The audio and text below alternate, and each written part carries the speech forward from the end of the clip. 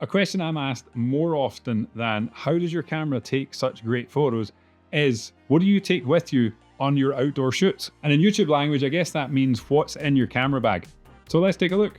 Now, if I was to narrow down what kind of scenarios that I need specific bags for, number one would be outdoors and number two would be travel. So if you want to know what the best bag I think is for that, then be sure to subscribe to the channel because I'm about to do a video on the best bag for each of those scenarios. But for this video, it's just finished winter and we're going into summer, and I do have a particular bag that I like to huff around in all of my outdoor shoots, whether it's in winter, in spring, summer, or autumn. And the contents of the bag don't usually change that much except for accessories, depending on the weather and conditions. So we'll be taking a look at generally what it is that I would take around with me on one of my outdoor commercial adventure brand shoots.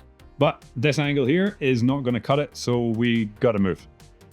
So first up, we have the bag, which is the Lowepro Whistler 450 Mark II, primarily designed as a winter hold-all backpack, so you can pack all your backcountry gear into the front pouches and your camera gear into the back pouches. But I use it on a year-round basis because it's great for camera layout, as well as being able to take all the supplementary stuff like layers, snacks, etc. Like we'll see in a second. We're about to have a special guest.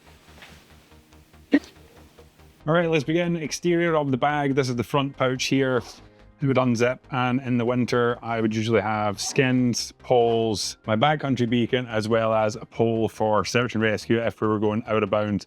If we're inbounds, it might just have another layer or some more snack or hand warmers. And then if we spin it around here, where I'm really like running, gunning, jigging this camera here to get it to work. On the straps, no modifications other than the Peak Design camera clip right here on this strap, because that is super important for me to have something to just grab whether I'm riding a snowboard or hiking or running alongside someone. Whatever I'm doing, it's good to have it immediately handy. And one thing I will say about the back of the bag before we crack in is that on the Mark I, I think the zipper was on the inside of these, which made it an absolute nightmare to get in and out like fully from the compartment without these flapping all around. But now on the Mark II, I'm glad that they've put them inside on the actual back flap, so like getting in and out when I throw the bag down and I maybe need something at the bottom of this, which I try to arrange properly, is much, much easier. So let's dig in and see what we got on a usual outdoor photo shoot.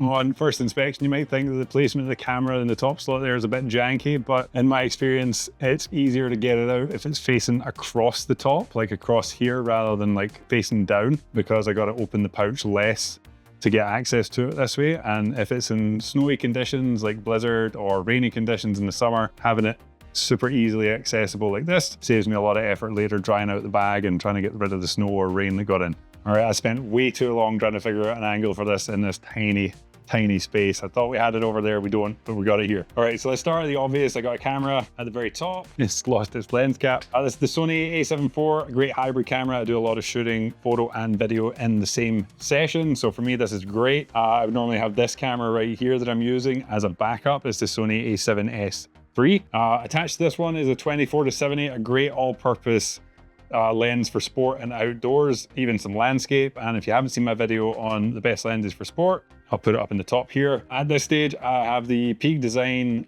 little strap buttons here. And of course, in this little pouch here, I have Peak Design strap. I prefer not to use a strap unless I have to. It's just one of those like preference things, but I'll always have it if I feel like it might come up that I need it. And in that little pouch as well, I got a mini tripod. Not really for this camera, it's more for like my behind the scenes setup, which I'll show you in a second. Pop this guy back in there as well. Other lenses while we're on the subject cameras, I got a 12-24 Sony G, just for those extra wide, extra close shots if I want to get close to athletes or I need an extra wide landscape, for example. And then on the other side of that, we got the trusty workhorse that is the Sony 70-200. Hello. Now you want to see it? Here. Sorry. On the other side of that, we've got the Sony 70-200 f2.8 G Master, the Mark II version, because it's the fastest, most accurate lens I've ever used. And I find that in most sports shoots or outdoor shoots, I will have probably this one and the 24-70, or this one and the 16-35 millimeters, just to give me the two opposing dynamics, the really cropped in and the impressed with this one, as well as the wide angle for landscapes, portraits, up close to the athlete, that kind of thing. It gives me a nice diverse set of photos or videos to come back with after the shoot. Up next, we got the drone. We can't go anywhere without the drone here, really. It's an angle that I love getting, especially in sports. This one right here is the DJI Mini Pro 3. I got a Polar Pro filter on it and a spare set of Polar Pro filters just in case it's super bright and I want to keep the shutter speed down, or I want to maybe do a long exposure in the air, which if you haven't done, is actually quite fun. Right here, we've got the backup remote because I obliterated the remote that it came with. The one with the screen on it, was loving it. Long story short, I got a drone stuck in the tree and I tried to throw a branch to dislodge the drone from the tree, and the branch, believe it or not, came down and smashed, absolutely smoked the remote that I had just sat randomly on the ground while I threw the stick. Honestly, I don't know what lesson to learn the most from that, but there were a lot. Okay, next pouch, we got batteries. We got batteries for drone. We got batteries for Sony. Having backup batteries is super important. I never know how long a shoot will go on for.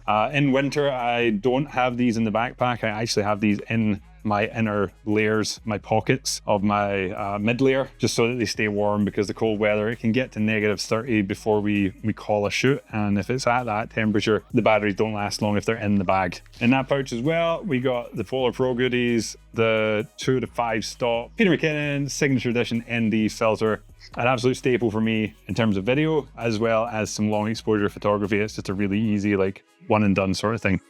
We got the Slate from Polar Pro. This is going to keep all of my memory cards safe, waterproof, protected. And there is one more pouch, just like a guy has in every house he ever has. There's a drawer somewhere with everything that doesn't fit elsewhere. We got this pouch here. So we got hand sanitizer, a little lens cleaner and blower. We got hand warmers, very important for me, and a cloth. So I guess that's the taking care of business pouch right there. All right, that does it for the main compartment, which is primarily 99% camera gear. I've got one other pouch that I use year round. Like I was saying, the front pouch is for winter only and all that safety gear for backcountry and extra layers kind of thing. Let's get into the top pouch here, which is a daily driver for me too. All right, last photo shoot I did had all this stuff in it right here. Got a pair of gloves because we're not quite out of winter yet up on the mountain. And at night, the last shoot I did was in the desert. It gets pretty cold. We got some sunglasses because it's always good to have a spare pair. Shout out to Anon for sending me these ones. Glorious pair of turtle shell sunglasses. And this is my easy go-to BTS setup. I got a pole and an Insta360. And in winter, I just stuff the pole into the snow and it's held up. But you saw the mini tripod earlier. I need that for summer shoots and where there's not snow that I can dig it into. So this right here is very helpful in getting some BTS if there's no other way to get it. We got the trusty notepad, the field notes, and the pen, just in case I want to jot down some thoughts. And if I'm using my phone for my drone, it's ideal. And then lastly, we got some snacks. We got the RX bar. That's, what flavor is that? Actually, it's the best one. Chocolate sea salt. That is your boy right there. We got some pure protein. Shout out to Costco. These are probably the best bang for buck ever. And energy gel, just in case I'm out there and the shoot goes on for ages and we're still moving around, like on bikes or snowboards or hiking. This will get me back to the car. And that, apart from the built-in rain cover and an Allen key for my little camera clip that's on here, is pretty much what I have on a day-to-day basis in my camera backpack. So there you have it. That is the standard backpack for me if I'm out shooting commercially on any kind of mountain or any sports that I would do. If need be, I might have another pouch if I need like flash gear or any lighting or reflectors. And that's probably going to be this guy. Again, Low Pro, sponsored but not sponsored, kinda. I've done some work for Low Pro in the past and they've kitted me out with most of the bags that I use, which is awesome because their stuff is great. Side note, I was actually using Low Pro gear before I even got affiliated with them. So there we go. Please excuse all the dodgy angles. I tried to make this work as best as I could. If you got any benefit from it, I sure would love for you to stick around and maybe check out some more videos that I have done. Here on this channel, I give an insight into what a life is like as a commercial photographer in the outdoor space, covering shoots, gear that I use, and how to approach not only the creative side of things, but also the business side. If that sounds interesting to you at all, please do hit that subscribe button and watch this video right here that YouTube suggests you check out next. Cheers.